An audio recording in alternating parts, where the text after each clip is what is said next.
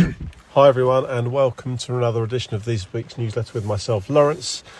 This month, just been helping head pro Joel out with MOT. So for a lot of you that have seen the email and newsletters, a good chance for you to sort of come and get checked in, having a little look at clubs in terms of grip wear, club heads, lofts, to see if any gapping or any yardages that need amending with clubs that could be going too close to each other. And what this gave us a chance to do was just look at the swing as well a little bit. So for this client here, I've worked with him for a couple of years, a little bit on and off, but just said possibly driver not quite optimising as much as what he wanted to. So the image on the left hand side was the original, and there's no doubt that this player can swing, got a shed load of speed.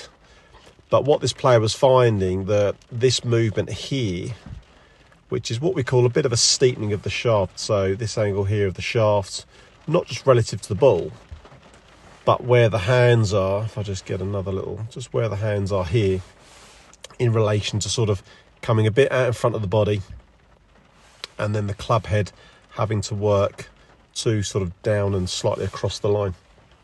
So I just gave this person a very clear message. I wanted them to feel, with the image on the right hand side, that the club head was going no higher than the shoulders.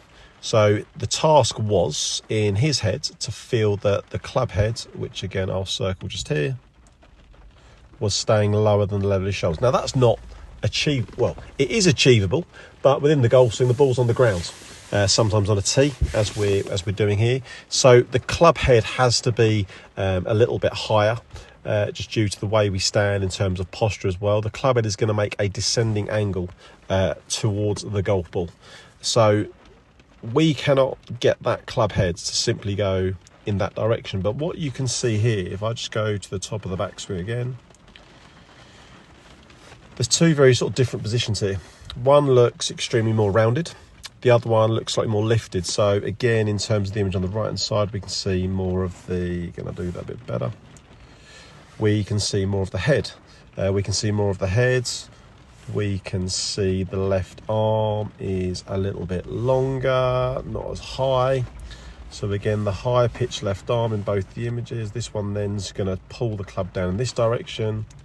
This one's going to pull it more down in this direction, which you'll see just there, and you'll see just there, just going slightly underneath. So all in all, what this player was allowed to do, the club was coming a bit more underneath them, which allowed them to hit a bit more up.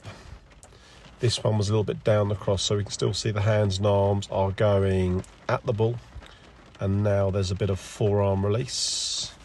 Over here, you can see releasing, but too much release around the corner for my liking. So really good job.